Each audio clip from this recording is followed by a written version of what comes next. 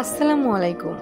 আমার তুমি সিজন 2 জান্নাত সুলতানা চলছে দ্বিতীয় পর্বটা কিন্তু একটু রোমান্টিক।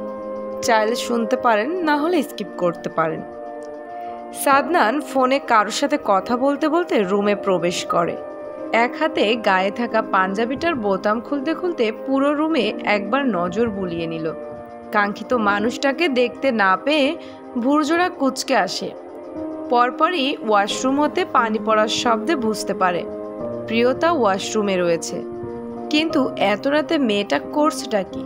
সাদনান অতশত চিন্তা বাদ দিয়ে ফোনের ওপাশের ব্যক্তিটাকে পরে এটা নিয়ে কথা বলছি বলেই ফোনের লাইন কেটে ফোন সেন্টারের টেবিলে রেখে ওয়াশরুমের দরজায় খটখট শব্দ করে জিজ্ঞেস করলো, এত রাতে তুমি শাওয়ার নিচ্ছ?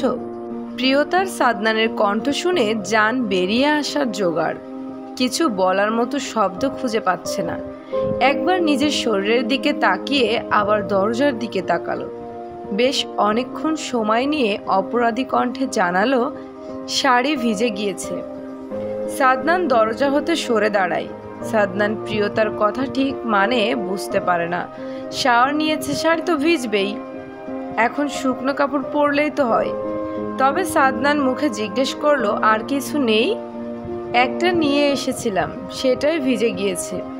তুমি বেরিয়ে এসো, আমি মায়ের কাছ থেকে শাড়ি নিয়ে আসছি। সাদনান কথাগুলো বলে রুম হতে বেরিয়ে গেল। প্রিয়তা ভেজা শাড়ি পরেই সেভাবেই বেরিয়ে এলো। পুরো রুম পানি দিয়ে ভিজে জবজবে হয়ে যেতে লাগলো। সাদনান একটা ছাই রঙের শাড়ি হাতে রুমে প্রবেশ করতেই বিরক্তে কপালে ভাঁজ পড়ে। ভরাট কণ্ঠে গুরুগম্ভীর স্বরে বলল, এটা নিয়ে পরে এসো। সাদনান কথা শেষ শাড়িটা নিয়ে এগিয়ে আসে। প্রিয়তা সাদনানের পায়ের দিকে তাকিয়ে ঠাউর করতে পারে না। প্রিয়তা একটু পিছিয়ে গেল। সাদনান প্রিয়তাকে পিছিয়ে যেতে দেখে নিজের পা জোড়া স্থির করলো। ভুরু কুচকে নাই। আর প্রিয়তা কি বলবে খুঁজে পেল না। সে তো শাড়ি পরতেই পারে না।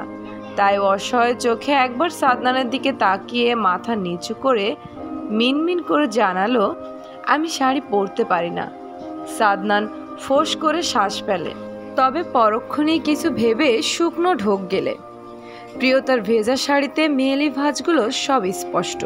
তবে সাদনানের মনে হচ্ছে তার সামনে একটা চকলেটের প্যাকেট দাঁড়িয়ে, যার চকলেট এর চেয়ে প্যাকেটটা বেশি বড় হয়।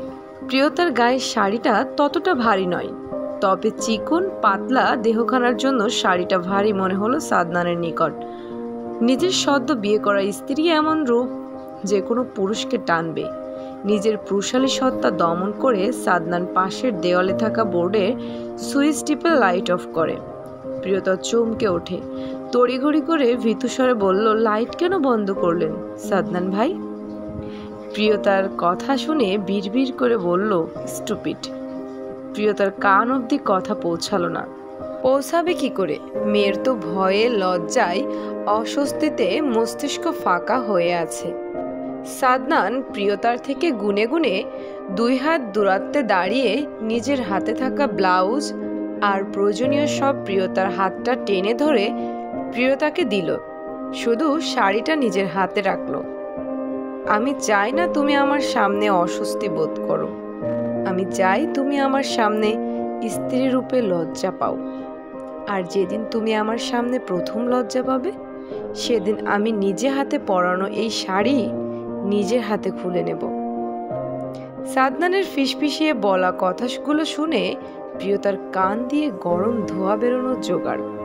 অন্ধকারের মাঝে আবছা আলোয় সাদনান দেখতে পেল প্রিয়তার চোখ জোড়া বেশ টান টান করে তাকিয়ে আছে তারই দিকে। সাদনান প্রিয়তাকে এভাবে তাকাতে দেখে হাসলো বোধহয়, যা প্রিয়তার চোখে ধরা পড়ে না। পড়বে কি করে? সে তো লজ্জায় আবার দৃষ্টি আগের ন্যায় নত করে নিয়েছে। সাদনান উল্টো ঘুরে দাঁড়িয়ে এক হাত কোমরে আর এক হাত মাথার পেছনে রেখে তাগদা দিয়ে বলল, ফার্স্ট ভেজা কাপড় চেঞ্জ করো। প্রিয়তা কাঁপা কাঁপা হাতে তাই করে। আর বাইরে থেকে ব্যালকনি দিয়ে আসা স্বল্প আলোর কারণে সেটা প্রিয়তার উপর পড়ে, যার ফলে প্রিয়তার ছায়াটা না চাইতেও সাদনানের নজরে আসে পাশের পর্দাটাই। সাদনান ধপ করে চোখ বন্ধ করে নিল। সে চায় না এখন এমনি কিছু হয়। তাহলে বারবার কেন মেয়েটা তাকে উস্কে দিচ্ছে? সে তো পুরুষ, সেখানে নিজের বিয়ে করা স্ত্রী এমনতর অবস্থায় নিজেকে কন্ট্রোল করা কতটা কষ্টসাধ্য এই মেয়ে কি সেটা জানে? সাদনানের ভাবনার মাঝেই প্রিয়তা বার কয়েক মিনমিন করে ডাকলো সাদনানকে। শেষমেশ না পেরে সামান্য জোরেই ডাকলো, সাদনান ভাই। সাদনান চমকালো, পেছন ফিরে বলল। প্রিয়তা নিজের 2 হাত সামনে দিয়ে রেখেছে। সাদনান ঠোঁট এলিয়ে হাসল, তবে পর মুহূর্তে কি হবে ভেবে হাসি বিলীন হয় ঠোঁটের কার্নিশতে। নিজের হাতের শাড়ি ভাঁজ খুলে এগিয়ে হাতের শাড়ির আঁচলটা গুজে দিল প্রিয়তার কোমরে। সাদনানের হাতের স্পর্শে কেঁপে উঠল প্রিয়তার সর্বাঙ্গ। সাদনান সেটা ঠিক বুঝতে পারল, তবে নিজেকে শক্ত করে প্রিয়তা থেকে যথেষ্ট দূরে দাঁড়িয়ে শাড়িটা পেঁচিয়ে নিল প্রিয়তার কোমরে।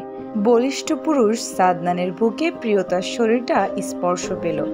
সাদনান কুচি করে সেগুলো প্রিয়তার হাতে দিল। প্রিয়তা কাঁপা কাঁপা হাতে সেগুলো কোনো রকম গুজে নিল।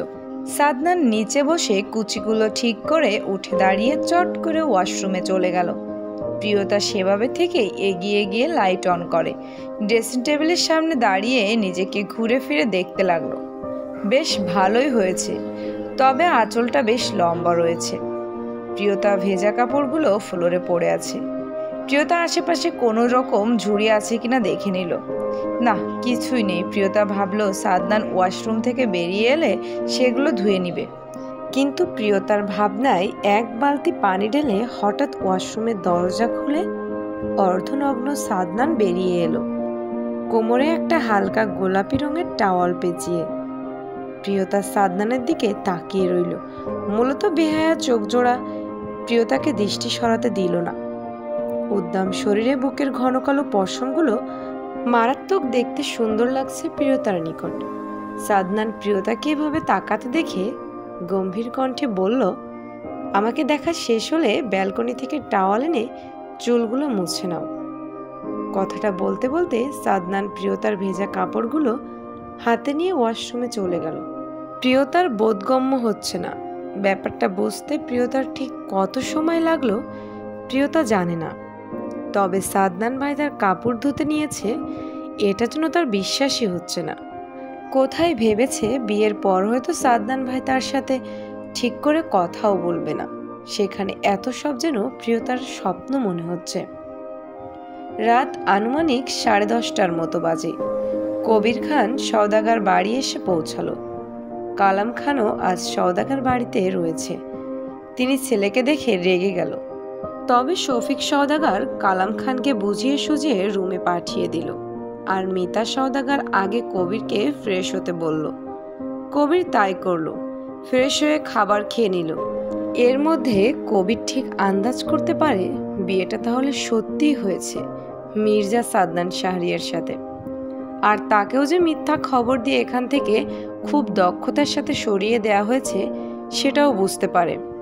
তবে সে বিষয়টা কারোর সাথে শেয়ার করলো না। কবির শফিক সওদাগরকে অনুতপ্ত স্বরে বলল, আমি সত্যিই লজ্জিত, তবে জরুরি কিছু কাজ থাকায় আমাকে সকালেই চট্টগ্রাম যেতে হচ্ছে। আমি অত্যন্ত দুঃখিত আঙ্কেল। শফিক সওদাগর কবিরের এই কথায় জানালো, দেখো বাবা, যা হয়েছে ভুলে যাও। আল্লাহ যা করে ভালোর জন্য করে। চলবে, আপনারা প্লিজ লাইক কমেন্ট শেয়ার করবেন। আপনারা যদি রেসপন্স না করেন তাহলে গল্প দিতে ভালো লাগে না। আপনারা যদি লাইক কমেন্ট শেয়ার বেশি বেশি করেন তাহলে রেগুলার গল্প দিতেও ভালো লাগে। আর প্লিজ চ্যানেলটি সাবস্ক্রাইব করে রাখবেন।